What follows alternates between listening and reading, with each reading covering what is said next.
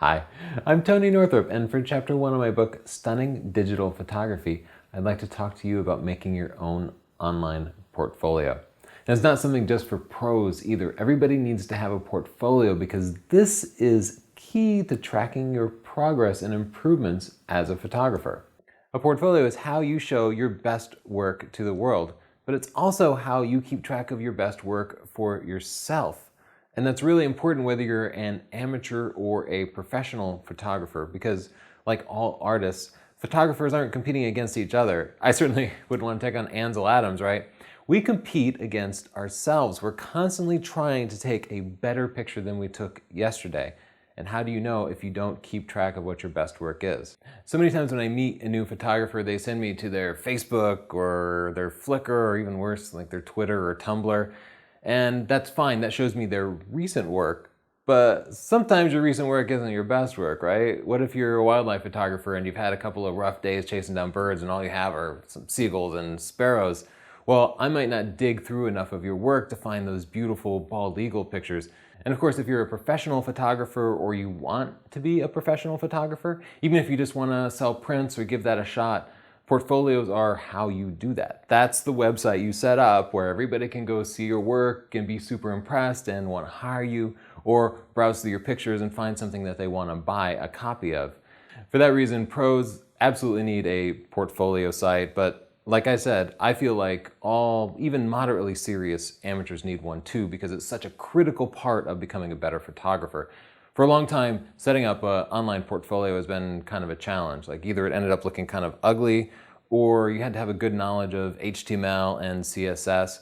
Well, I found a new website, Squarespace, that makes this much easier. And I recently moved my own portfolio over from my old hosting provider to Squarespace, and I've been really happy with them.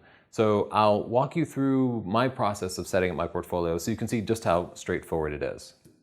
First, I'll visit squarespace.com/Tony to get that 10% discount. I'll click Get Started in the middle here. They have a variety of templates here to choose from, and you can see they offer templates for more than just portfolio websites, stores, restaurants.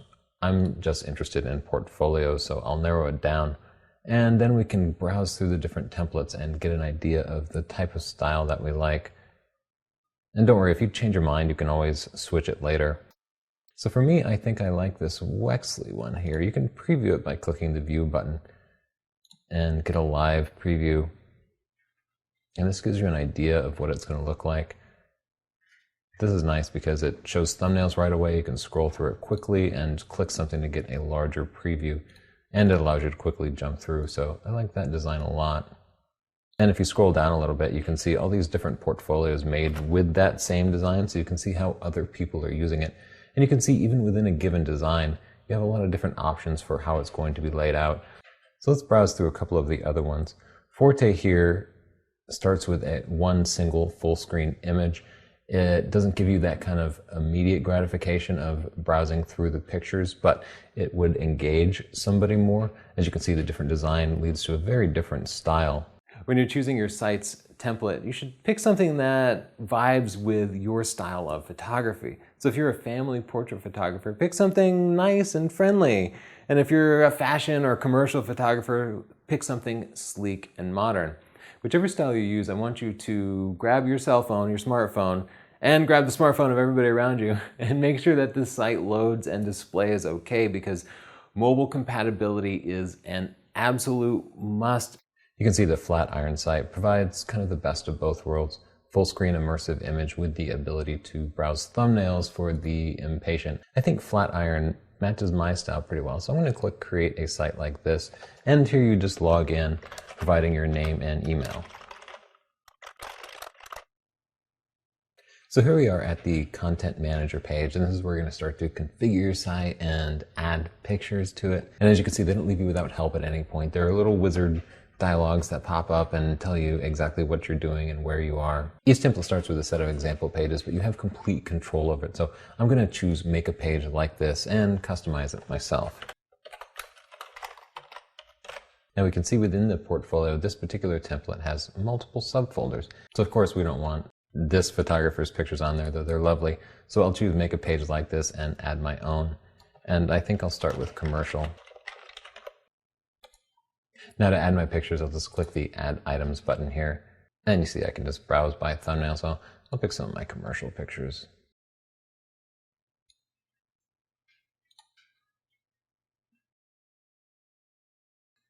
Now I'll create a second gallery for my wildlife shots.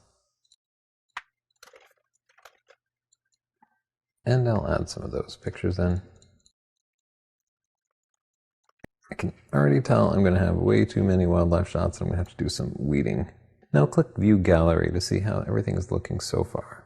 I can already see one challenge is that the photos are sized so that they're scaled from left to right, and that can cause parts of the picture to be cut off. That's one of the challenges that you deal with these full screen immersive interfaces. Now, as you can see, as I squeeze the window in from the left here, the template automatically resizes it. And now that the window isn't as wide, it's scaling it from top to bottom. I can change that by selecting the options down here. Right now it says full bleed, and maybe I'll just go for center. And I'll click save to save it. So now we can see the pictures are no longer being cut off, but they're also no longer full screen.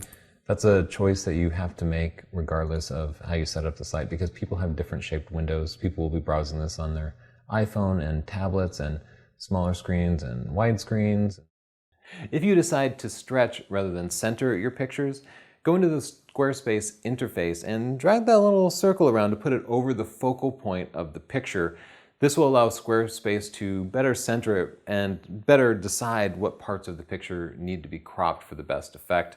As I click the mobile apps link here, you'll see an interesting feature of Squarespace, which is the ability to control everything from a mobile device. This also gives you the really powerful ability to view your portfolio from your iPhone or iPad. Now, all of these colors that you see are completely configurable, as well as the fonts and just about every other element of it. So as you can see, this right now has a white background, but maybe I want to go a little more dramatic. I can pull this down and go black.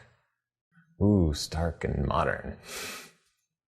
Not too hard, right? If you want to try Squarespace out on your own, use this URL. Go to squarespace.com/Tony, and that gives you your first month free and 10% off of that. You don't even need to put in a credit card for the first month. So even if you just want to play around and set up a site just to see how your pictures might look, you can do that, and they won't possibly charge you a penny because they won't have your credit card number, right? It's pretty easy to do. So let's talk a little bit more about how to pick your pictures.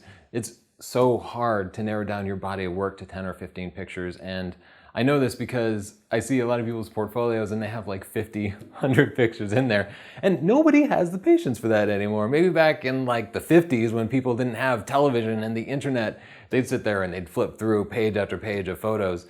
But nowadays, you're lucky to get people to look at 5 or 10 pictures. So you want to say put 15 pictures in your portfolio? I don't go over that. I tell people 10 because I know they're not going to be able to narrow it down that far.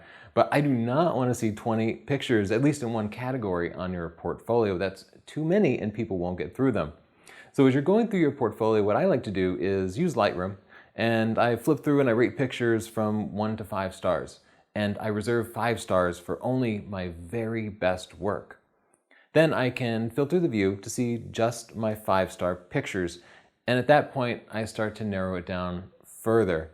I pick at most 1 picture from any given set. I don't want to see 2 pictures taken on the same day. Forget it. You need as much diversity in your portfolio as possible. If you have 2 pictures which are similar in any way, you need to pick the absolute best one, even though I know it's going to be painful. If you're a wildlife photographer, that means you put in 1 picture of any given species, tops. If you're a landscape photographer, that means putting in 1 picture of any given location. Just pick your best one. The sequence of your pictures in your portfolio is very important, but I can make it easy for you. Your first picture should be your best picture. Your second best picture, make it the last picture in the sequence. The first picture needs to grab somebody, but as they progress through, they're going to linger on the last picture because that's when the slideshow stops. So you don't want to put it from best to worst, or they'll be lingering on your worst picture. For everything in between, add as much variety as possible. Besides varying subjects, it's a great idea to vary processing styles too. So put in some natural color pictures in there, put in some kind of over-processed HDR style photos if you like that stuff. Mix in some black and white, maybe some sepia, especially if you're a portrait photographer and you're looking to attract some clients. You want just at least one picture in there that's gonna catch everybody's eye.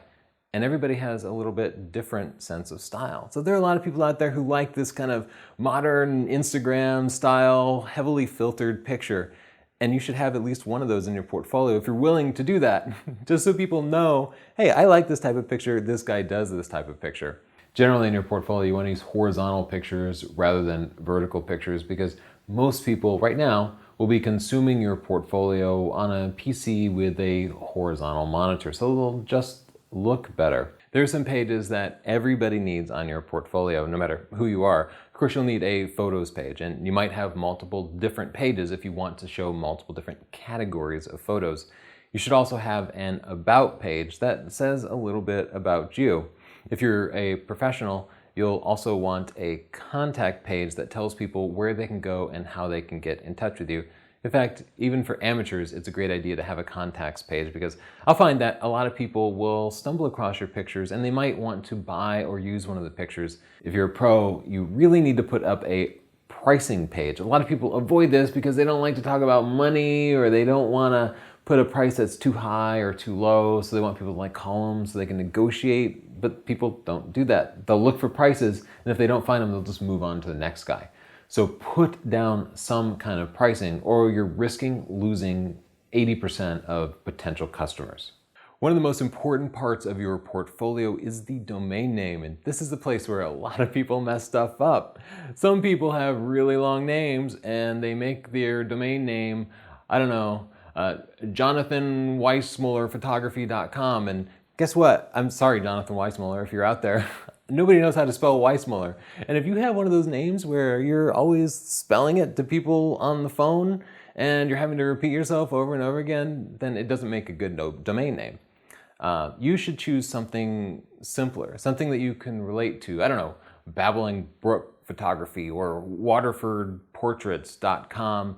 If you're a professional fine arts or stock photographer, if you want to be able to sell either digital downloads or prints, you'll want a separate store on your site. I went ahead and set one up on my own Squarespace site and it works really well. And you know what? It's not that hard. It used to be setting up e-commerce required like a team of people, but I really did it in like half an hour just by dragging and dropping some stuff in and figuring out the prices. Once you set up your portfolio, you're not completely done. Of course, the fun part is taking a picture that belongs in your portfolio, revisiting your portfolio, getting rid of the worst picture and putting in your new best picture.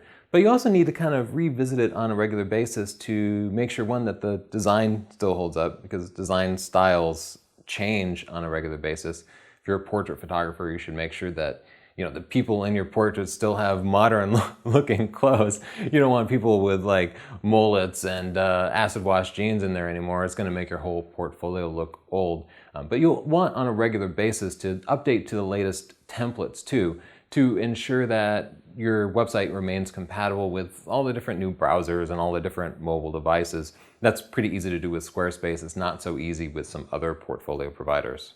I think the best place to get a portfolio is squarespace.com/Tony. Visit that exact URL and you'll get 30 days free and then 10% off for the rest of your subscription if you decide to subscribe, but it doesn't cost you anything. If you liked this video, check out the rest of my book, Stunning Digital Photography. This is just part of chapter 1, and I have a ton of videos in there, most of which you won't see anywhere else. You can also see just free videos without paying anything by clicking that subscribe button down below, and give me a like if you don't mind. If you have any questions, of course, you can contact me by posting a comment down below on the page or sending me an email to tony@northrop.org. Thanks.